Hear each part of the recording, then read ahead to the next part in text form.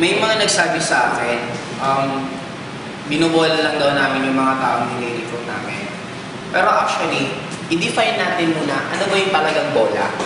Kasi may sabi nang brainwash kami ng tao. May mga iba kaming kinakausap na after namin kausapin, biglang nagbabago na yung pananaw, parang nag-iiba na brainwash namin. Pero actually, ang brainwash talaga nung bata tayo. Kasi the moment bata ka, kahit anong sabihin sa'yo, accept ka lang ng accept. Hindi ka pa marunong mag-repel.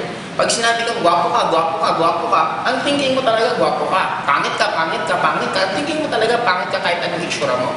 Ngayon, nung bata tayo, ano ba sinabi? Mag-aral, mag-aral, mag-aral. Pag nakapag-aral ka ng mabuti, gaganda buhay mo. Yun po para sa akin ang totoong brainwash, totoong bola. Bakit? Ang daming ginawa yun. Nag-aral, nag-aral, nag-aral. Nung graduate, gumanda ba buhay? Hindi.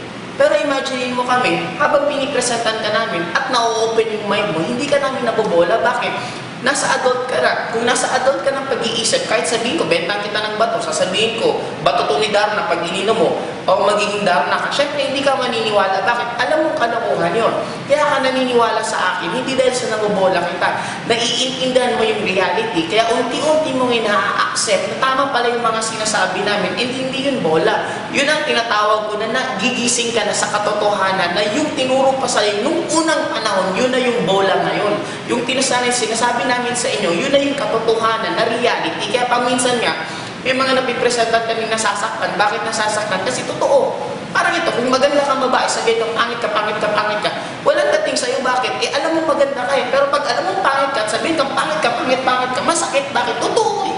Kaya kung ikaw nasasaktan habang pinipresenta namin, may mga nasasabi kami na nasasaktan ka, isa lang ibig sabihin nun, totoo kasi ang sinasabi namin. Kaya ano ba talaga ang bola?